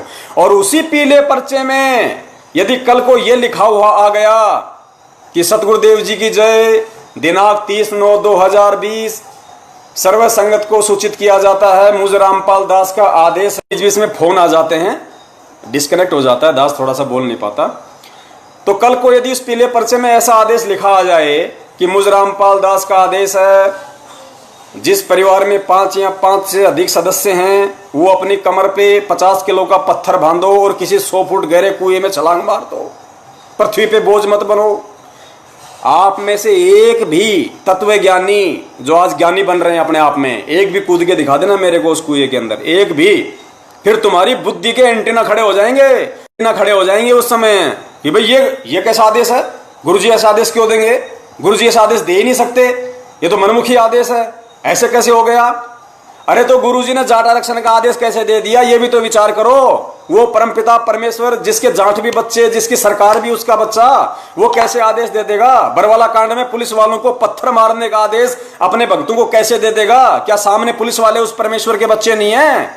अरे जिस परमेश्वर ने अपने बच्चों को इतनी मेहनत करके 27 साल से लोगों की गालियां खा के, लोगों से गुंडा और बुंडा कहलवा कर, लोगों की गालियां खा खा कर ये तत्व ज्ञान का प्रचार किया, हम जैसे निकम्मों को, जिन हाथों से हम कुकर्म किया करते थे, जिन हाथों से हम कुकर्म किया करते थे, उन हाथों में परमेश्वर ने ज्ञान देके सुमरनी पकड़नी सिखाई, मंत्र कार्ड पकड़ना सिखाया, दान धर्म करना सिखाया। क्या वही परमेश्वर बरवाला कांड में अपने बच्चों को काले कपड़े पहना के, गुंडा और मवाली बना के, उन्हीं पत्थरों में, उन्हीं हाथों में पत्थर देके, उन मंत्र कार्ड और माला पकड़ने वाले हाथों में पत्थर देके, पेट्रोल बम देके, लठ देके, बंदूकें देके पुलिस वालों के सामने खड़ा करेगा कि मेरा आदेश है, जाके लड़ो? सुना आप में से किसी ने भी सुना क्या बरवाला कांड में संत रामपाल जी की, महाराज जी के मुख से ये कहते हुए कि मेरा आदेश है, तुम काले कपड़े पहनो, तुम गुंडे मवाली बन जाओ, मेरा नाम दुनिया में बदनाम करो, पुलिस वालों को मारो, मर जाओ, मैं कोर्ट में नहीं जाऊंगा? सुना किसी महाज्ञानी ने? तुम किन लोगों के पीछे लग रहे हो? आज 70% संगत, 30% पे तो परमेश्वर ने दया कर रखी है। वो मैनेजमेंट के पीछे नहीं है, सुनते सबकी हैं, करते परमेश्वर के ज्ञान आधार से हैं। 70% संगत काल के पीछे चल रही है, काल के पीछे। अरे तभी तो दुर्घटनाएं हो रही हैं। महाराष्ट्र से जो 13 भगत थे, 2 बसें भर के आई थी। सबने देखा होगा राजस्थान के नागौर में सुबह 4 बजे सड़क पे सांड आ गया था, सांड। और सांड के से वो बस टकराने से वो पेड़ में जा घुसी और वहां पे 13 भक्तों की मौत हुई, 13 भक्तों की। और कितनी दर्दनाक मौत हुई है। मीडिया ने बताया कि 2-3 के तो धड़ से शीश अलग हो गए थे, किसी का हाथ अलग हो गया, किसी का पैर अलग हो गया। ये दर्दनाक मौत संत रामपाल जी महाराज जी के भक्तों की नहीं हो सकती। ये क्यों हुई? क्योंकि वो परमेश्वर की मर्यादाओं से दूर थे। अरे वो तो हिसार जा रहे थे ना गुरु दर्शनों के लिए, तो जो गुरु दर्शनों के लिए जा रहा है तो भगत जाएगा। तो भाई फिर उसके साथ ऐसा हादसा क्यों हुआ? क्यों? क्योंकि वो काल के पीछे चल रहे थे। और बाकी लोगों के साथ अभी यदि ऐसा हादसा नहीं हुआ है और वो अपने आप को गुरु भगत समझ रहे हैं तो बहुत बड़ी भूल है। क्योंकि परमेश्वर कहते हैं कि राम किसी को मारे नहीं, और मारे तो हत्यारा राम, अपने आप ही मर जाओगे तुम कर कर खोटे काम। पुण्यात्माओं, परमेश्वर कभी किसी को नहीं मारता। कंस को भी परमेश्वर ने जबरदस्ती नहीं मारा, रावण को भी परमेश्वर ने जबरदस्ती नहीं मारा। कितने मौके मिले, शिशुपाल को कितने मौके मिले, कितनी उसने गलतियां की, कितनी बार उसको चेतावनी दी गई, कितनी बार। लेकिन जब अति हो गई, अति का मतलब उनकी जो भक्ति कमाई थी, जो उनके पुण्य थे, जो उन्होंने कभी परमेश्वर की शरण में रह के सत भक्ति करके कमाए थे, जब उनके वो गलतियां कर करके पाखंड कर करके, मनवस काम कर करके, राजनीतियां कर करके, जब उनके वो पुण्य खत्म हो गए और पाप का घड़ा भर गया, तो हिरणाकुश जैसों की छाती फाड़ी फिर परमेश्वर ने, हिरणाकुश जैसों की छाती फाड़ी फिर परमेश्वर ने। तो यही हाल, क्योंकि उन आत्माओं का जो 13 लोग मरे थे, मैनेजमेंट ने तो कह दिया सतलोक चले गए। अरे नालायकों, इस तरीके से कोई सतलोक जाता है क्या? ऐसी दुर्गति से मौत होकर यदि सतलोक मिलेगा तो कोई लेना पसंद नहीं करेगा। तुम मूर्ख तो मान जाओगे इस बात को, लेकिन वो बच्चे नहीं मानेंगे परमेश्वर के, जो अब मिनी सतलोक में बीज रूप में बैठे हुए हैं। और परमेश्वर की वो आत्माएं जो जगत में एक से एक धुरंधर हैं ज्ञान में, जिस दिन उनका भक्ति से जुड़ने का संस्कार आ जाएगा, उन पुण्यात्माओं के विचार देखना तुम, जिनको तुम जगत वाले कहते हो, जिनको तुम मूर्ख कहते हो, उन आत्माओं के विचार देखना, उनका आचार विचार देखना। और तुम भक्तों के आचार विचार देखो, जो कोई 10 साल से जुड़ा हुआ है, कोई 15 साल से जुड़ा हुआ है, कोई 20 साल से जुड़ा हुआ है। तुम संत रामपाल जी महाराज जी के वर्तमान की संगत में से कुछ भगत ऐसे, उनके आचरण देखो, जगत से भी गए गुजरे, गुरु के नाम पे डराना धमकाना। अरे ये सारनामी लोग, देशराज जैसे, और ये हरियाणा का रोहतक वाला वो बसंत सैनी, और भी ये जितने लोग थे, इस जयपुर में आके अपने आप को सारनामी कहते हैं। वो शर्म आनी चाहिए नालायकों को। भाई कहते हैं कि गुरु जी का आदेश है कि पवन दास को टपका दो। इन्होंने संगत में फैलाया कि गुरु जी का आदेश है, पवन दास को टपका दो, पुण्य मिलेगा, पुण्य। और दास को जान से मारने के लिए लोग जयपुर में आए, सबको पता आप लोगों को। दास को जानवरों की तरह इन्होंने होकियों से मारा, रोड़ों से मारा वहां पे, लेकिन बचाया उस परमेश्वर ने अपनी आत्मा को, बचाया। बाल बाका नहीं कर सके, बाल भी बाका नहीं कर सके। मध्य प्रदेश में इस दास के साथ में विष्णु साहू ने, लठबाज ने क्या हासिल किया था, सर पे कितनी उसने मारे लठ, आप लोगों ने वीडियो देखे होंगे। परमेश्वर ने बाल बाका नहीं किया, और उन आत्माओं की दुर्गति से मौत हुई है। मध्य प्रदेश में जो ये कह रहा था कि लाओ मैं तलवार निकाल के लाता हूं, 6 महीने तो हॉस्पिटल में रहा, उसके बाद में दुर्गति से मौत हुई उसकी। और उसकी ऑडियो दास के पास में है, उसने खुद कहा कि हम तो महेंद्र के चक्रों में आ गए थे, हमें तो महेंद्र ने कहा था कि उसको टपका दो। पुण्यात्माओं, भक्ति को समझना हमें। मेरा किसी से कोई राग द्वेष, कोई ईर्ष्या नहीं है। दास निवेदन केवल इतना करता है कि थोड़ी देर के लिए इस पवन दास को भूल जाओ, सतलोक आश्रम मैनेजमेंट हरियाणा वालों को भूल जाओ, राग द्वेष और ईर्ष्या को भूल जाओ।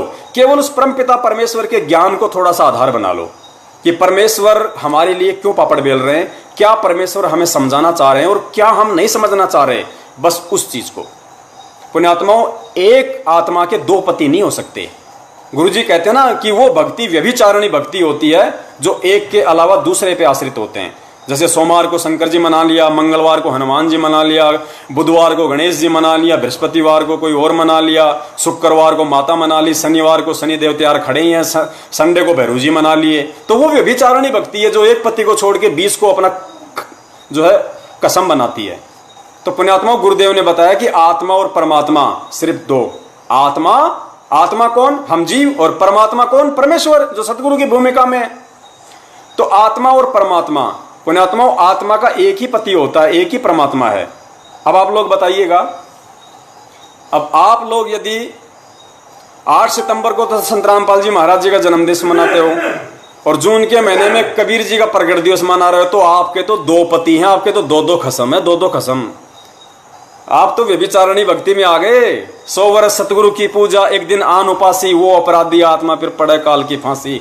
तुम्हारी हालत तो इस 70% संगत की हालत तो जो सतलोक आश्रम मैनेजमेंट हरियाणा के पीछे निपट अंधी होके भेड़ चाल में पूंछ पकड़ के देखा देखी में एक दूसरे के पीछे चल रही है, उनकी हालत तो उस बूढ़ी माई जैसी है जिसका जिक्र एक बार गुरुदेव ने सत्संग में किया था।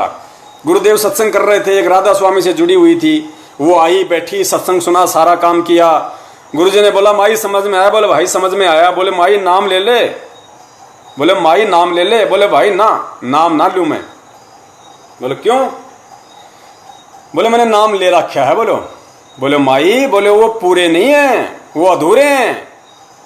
तो माई ने कहा कि मैंने 6 डेढ़ा का नाम ले रखा, कोई तो पूरा पावेगा। मैंने 6 डेढ़ा का नाम ले रखा, कोई तो पूरा पावेगा।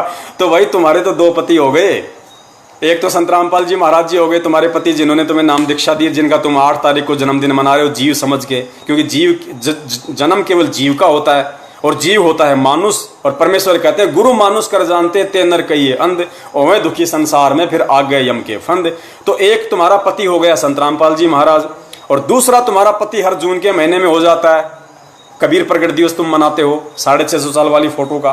तो तुम्हारे दो पति हो गए, और दो पति व्यभिचारिणी भक्ति में आते हैं, इस परमेश्वर की सत भक्ति में नहीं आती।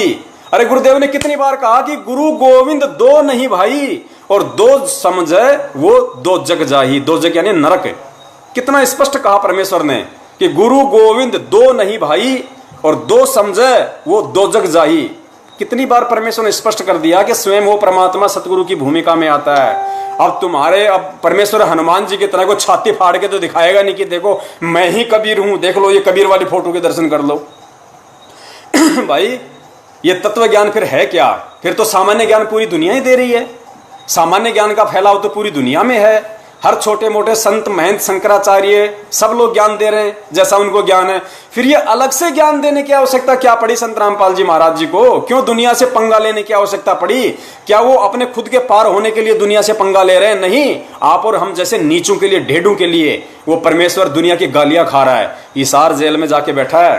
रोहतक जेल का प्रकरण याद है ना तुम्हें? 2006 करोथा कांड में। नहीं पता होगा क्यों? कि अभी कोई तो अपने भूत निकलवाने के लिए जुड़ा है। किसी की भैंस दूध नहीं दे रही, किसी ने कह दिया कि हमारे गुरुजी से नाम ले ले, तेरी भैंस टकाटक दूध देगी, तो वो भैंस का दूध के लिए जुड़ गया। कि किसी की बेटी के भूत नहीं निकल रहे, कोई अपने कैंसर से दुखी है, कोई किसी चीज से दुखी है। ज्ञान से केवल 1% आत्माएं जुड़ी हैं, परमेश्वर से 1% आत्माएं। और सबसे ज्यादा निपट अंधे वो लोग हैं जो 1994 से गुरुदेव से जुड़े हुए हैं।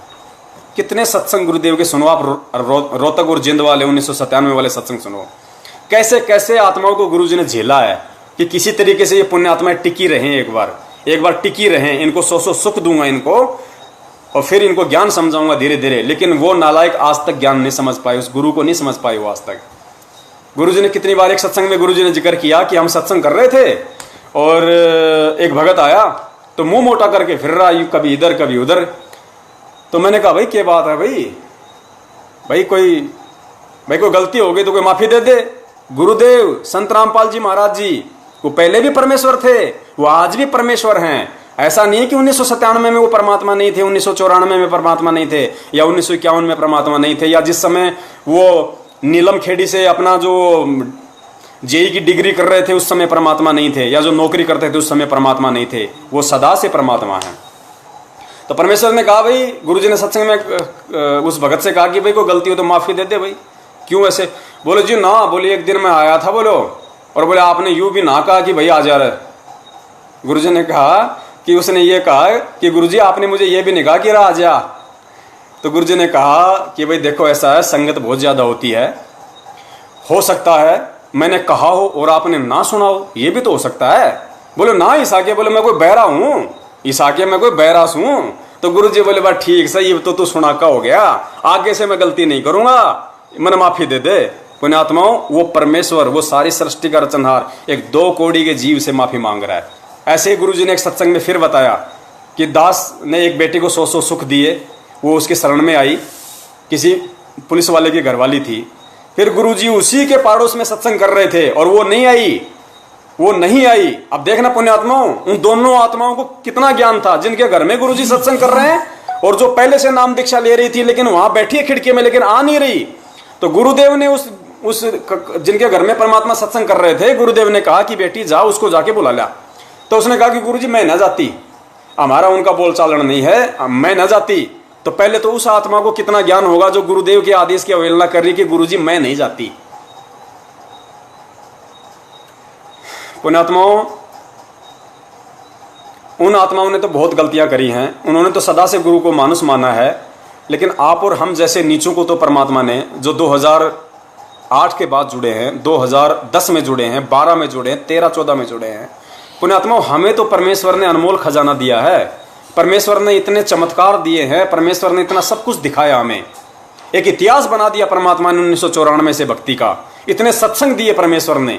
चलो वो आत्माएं तो गलती कर सकती हैं कि उस समय उन्होंने मालिक को मालिक नहीं माना, इतने सत्संग नहीं सुने, लेकिन आज तो परमेश्वर ने अंबर लगा दिया, ढेर लगा दिया, हमारी उम्र बीत सकती है, उसके सत्संग नहीं बीत सकते। फिर भी हम उसको मानुस मानने की गलती करेंगे।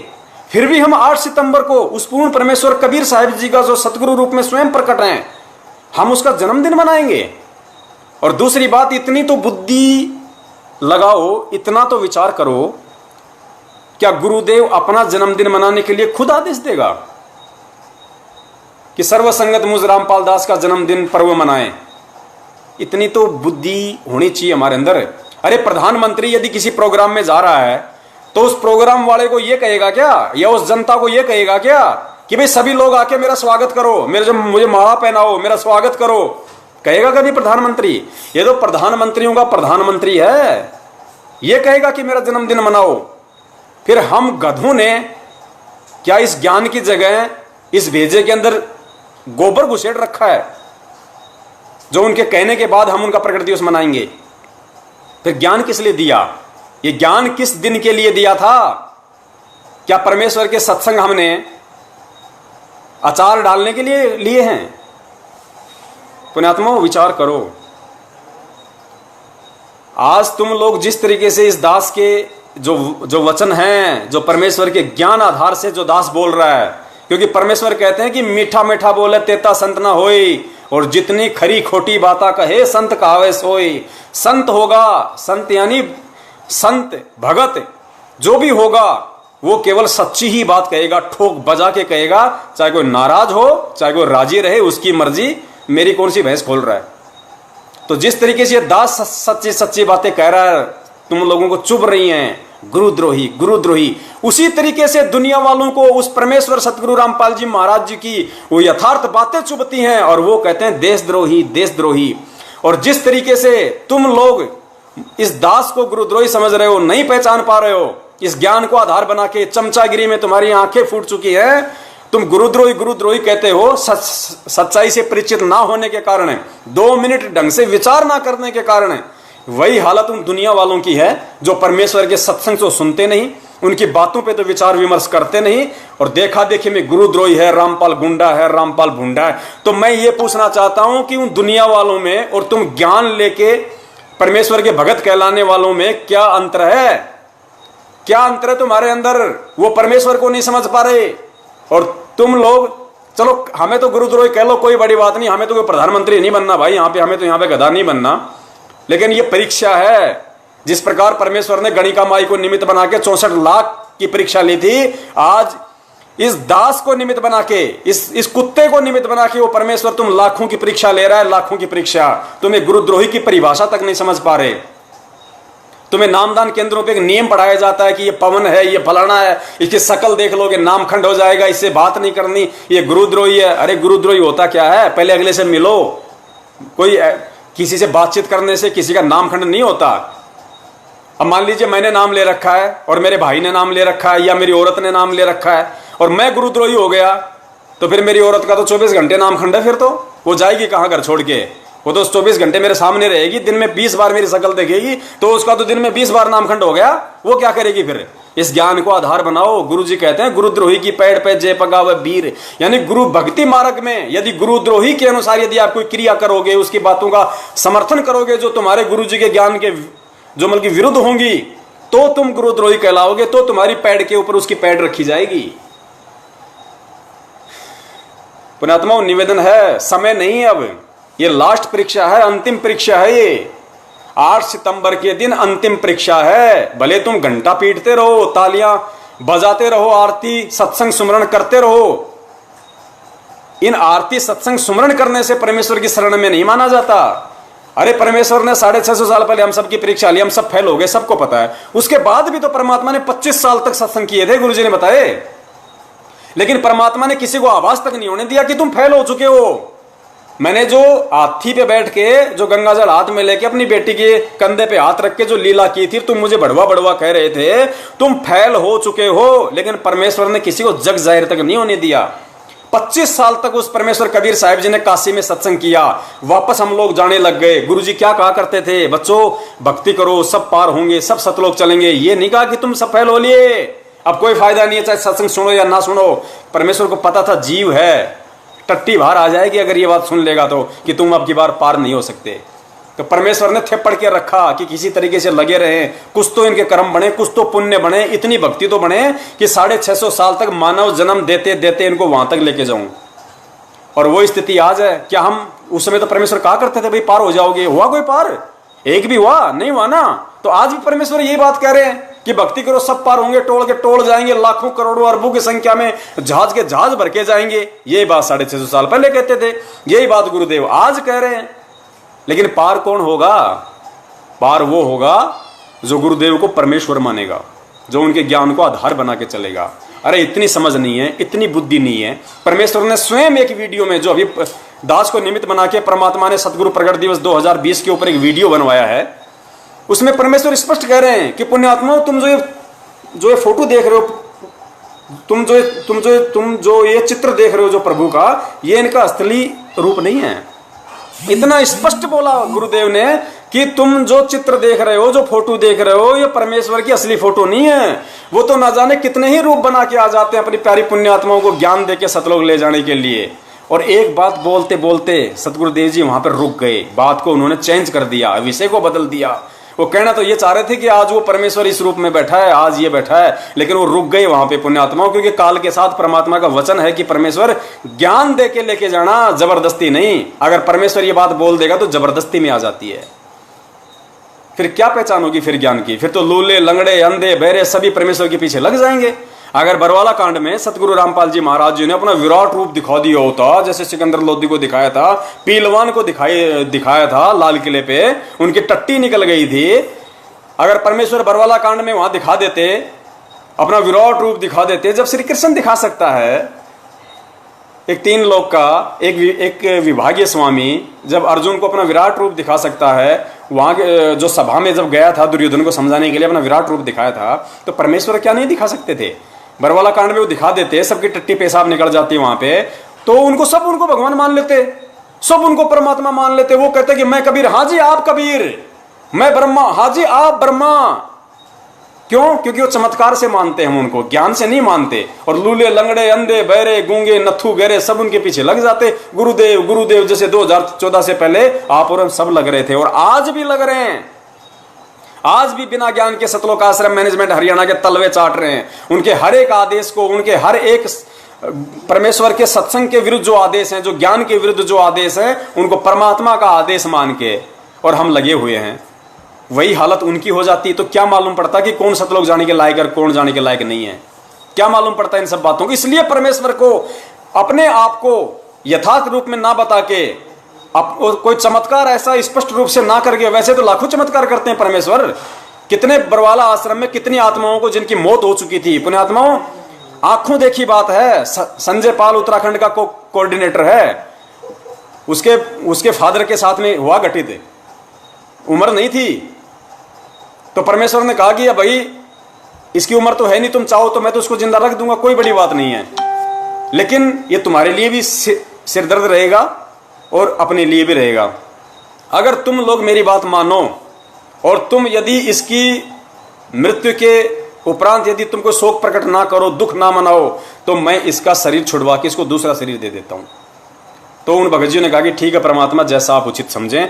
गुरुदेव ने उसी क्षण उसका शरीर छुड़वा दिया वहीं पे, और जन्म भी दे दिया होगा। परमेश्वर ने जैसा कहा था कि 7 वचन पलटे नहीं, पलट जावा ब्रह्मांड। तो पुण्यात्माओं, ये परमेश्वर है, परमेश्वर ये वही भूमिका करेगा जो भूमिका इन्होंने 650 साल पहले काशी में की थी, अपने आप को छुपाते हुए ज्ञान प्रचार करने की।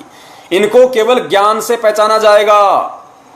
गुरुदेव पढ़ाते हैं ना हमें गीता में, काल भगवान ने श्री कृष्ण रूप में अर्जुन को क्या था कि अर्जुन, यदि तुझे मोक्ष चाहिए, उस सतलोक की प्राप्ति चाहिए, तो किसी तत्वदर्शी संत की खोज कर ले, उसके बिना तेरा मोक्ष नहीं हो सकता। तो अर्जुन ने कहा कि परमात्मा वो तत्वदर्शी संत कहाँ मिले, कैसे मिले? तो उसने कहा कि उसकी पहचान भाई आडंबर से नहीं होगी, दाढ़ी मूंछ तिलक छापा कंठी माड़ा चोटी मोटी मुंडित खंडित इन सब से नहीं होगी। उसकी पहचान सिर्फ ज्ञान से होगी। ज्ञान से पहचान होगी कि वो परमेश्वर कौन है, वो तत्वदर्शी संत कौन है। बाह्य आडंबर से पहचान नहीं होगी। तो पुण्यात्माओं, आज सतगुरु रामपाल जी महाराज जी किस वेश में हैं? आप अपने पड़ोसी को कहो कि आज भगवान आए हुए हैं, आपका सिर फोड़ देगा 2 मिनट में, और आपको समझ में आ गया कि हाँ भाई हमारे गुरुदेव भगवान है। हिसार जेल में जाके पुलिस वालों को कहो, वहां पे सिक्योरिटी गार्ड वालों को कि ये भगवान है, सारी सृष्टि का रचनाहार है, 2 डंडे मारेंगे पीछे पैंट फटेगी, घर पे भगोगे। लेकिन आप लोगों को समझ में आ गया, मुझे समझ में आ गया। कैसे? ज्ञान से। तो परमेश्वर की पहचान केवल ज्ञान से होती है। तो पुण्यात्माओं, ये परीक्षा है। सतगुरु सब देख रहा है। ऐसा नहीं है कि उनको पता नहीं है कि बाहर क्या हो रहा है। बच्चा नहीं है, बच्चा वो कौन जेल में बैठा है? ये तो आप और हमारी भ्रमणा है कि जेल में बैठा हुआ है। परमेश्वर जेल में बैठ जाएगा तो सृष्टि कौन चलाएगा बड़े भैया? उसके तो अनंत रूप हैं। जब काल भगवान 1000 रूप बना सकता है, अक्षर पुरुष 10,000 रूप बना सकता है, तो वो अखिल ब्रह्मांड का स्वामी, असंख्य कलाओं का स्वामी क्या नहीं कर सकता? वो तो हर एक जीव के साथ में करोड़ करोड़ रूप बना के प्रकट हो सकता है, बैठ सकता है। सबकी हृदय रूपी गुफा में बैठा हुआ है। वो कहाँ जेल में है? ये जेल तो उन अज्ञानियों के लिए जो उनको समझ नहीं रहे, जो वहां पे जा जाके दंडवत कर रहे हैं, वो अज्ञानी हैं। अरे अगर हिसार जेल के आगे जाने से, माथा रगड़ने से, नाक रगड़ने से अगर भगवान मिलेगा, तो अपने घर पे क्या दीवारों के सामने रोजाना तुम दंडवत करते हो, आरती करते हो? या हिसार जाने से ज्यादा भाव बनेंगे? हैं? पीला पर्चा आ गया, यदि 6 महीने में कोई हिसार तारीख पे नहीं जाएगा, हिसार नंबर जेल 2 के आगे गुरुजी को दंडवत नहीं करेगा, तो उसका नाम खंड। पीला पर्चा आ गया, सब लोग मूर्ख बन गए, डर गए, सहम गए, ओहो नाम खंड हो जाएगा। अरे तो भाई साहब, आपसे मैं निवेदन करता हूं, यदि 6 महीने में कोई हिसार तारीख पे हिसार जेल नंबर 2 के आगे जाके नाक रही नेड़ा, दंडवत प्रणाम नहीं किया, और यदि उसका नाम खंड हो जाता है, तो संत रामपाल जी महाराज जी का भाई महेंद्र, संत रामपाल जी महाराज जी का जो सांसारिक रूप में जिसे हम कहते हैं उनका दामाद है, मंजू का पति, संत रामपाल जी महाराज जी का छोटा लड़का मनोज, जो भगोड़े हैं तीनों, अरे वो तो कभी गए नहीं हिसार नंबर जेल 2 के आगे नाक रगड़ने के लिए। आज 6 साल हो गई, तो उनका नाम खंड नहीं हुआ क्या? उनका नाम कोई स्टील का है क्या? जो आपका खंड हो जाता है उनका नहीं होता, तुम्हारा होता है। क्यों? क्योंकि तुम मूर्ख हो। एक व्यक्ति ने किसी को बताया कि भाई साहब तूने मुझे चूतिया क्यों बनाया? बोलो और क्या, मैं तेरे को जिला कलेक्टर बनाऊं? जिस चीज के लायक था वो मैंने तेरे को बना दिया। तो संगत जिस चीज के लायक है, मैनेजमेंट उसको बना रहा है और बनाता रहेगा। कब तक? जब तक तुम परमेश्वर के ज्ञान को आधार बना के इस भक्ति मार्ग पे कदम रखकर चलना नहीं सीखोगे। चाहे आज चल लो, चाहे किसी और दिन चल लेना। तो दास का निवेदन है, कहने को तो पुण्यात्माओं, दास को परमेश्वर ने इतनी सद्बुद्धि, इतने शब्द दे रखे हैं कि दास 4 दिन बोलता रहेगा, आप सबकी बैटरी डिस हो जाएगी, कोई फायदा नहीं है। परमेश्वर कहते हैं ज्ञान का और घाम का चमका सा होता है। ज्ञान का और घाम का चमका सा होता है। घाम यानी धूप, सूरज की रोशनी, और ज्ञान परमेश्वर का तत्व ज्ञान। गुरुजी कहते हैं ना, एक चोट सिधारिया जिन्हें मिलन दी आस। और भाई भैंस के आगे तो फिर डमरू और बीन बजाने की आवश्यकता है ही नहीं, उसको तो चाहे कितने बीन बजा लो, वो तो समझने वाली है ही नहीं। तो दास का निवेदन है, ये जो पीला पर्चा जो आया है, ये काल भगवान की तरफ से है। आप लोगों को मूर्ख बनाया जा रहा है। अरे मुझे अपने गुरुदेव पे विश्वास है, मुझे अपने पिता की भाषा समझ में आती है। गुरुजी कहते हैं कोयल का बच्चा तो कोयल की भाषा समझेगा, जो कव्वे का होता है कव्वे की भाषा समझेगा। मैं पवन दास इस पूरी संगत के सामने कह रहा हूं कि ये जो आदेश आया है, जो आज 30/9/2020 को कि मुझ रामपाल दास का जन्मदिन पर्व मनाया जाए, ज्योति पाठ दान किया जाए, ये आदेश मुझ पवन दास के परम पूज्य सतगुरु रामपाल जी महाराज जी का नहीं, बल्कि किसी गधे का है, गधे का। ये मैं इतने दावे के साथ और इतने कॉन्फिडेंस के साथ कह रहा हूं कि मैं कोयल का बच्चा हूं, मुझे कोयल की भाषा समझ में आती है। मुझे सतलोक आश्रम मैनेजमेंट रूपी जो कौवा है उसके पीछे नहीं चलना, मुझे परमेश्वर के पीछे चलना है। मुझे मुक्ति मुझे मेरा परमेश्वर देगा, मुझे सद्बुद्धि वो दे रहा है, भक्ति मार्ग पे मुझे वो लेके आया, आगे भी मुझे वो चलाएगा। और यार बैटरी डिस हो गई यार, और थोड़ी सी बची है, थोड़ी सी बची थी, अब शुरू से बनानी पड़ेगी। देख लगाना भाई जो गुरु बचन पे डट गे रकट गे फंद 84 के। भाई जो गुरु बचन पे डट गे रकट गे फंद 84 के।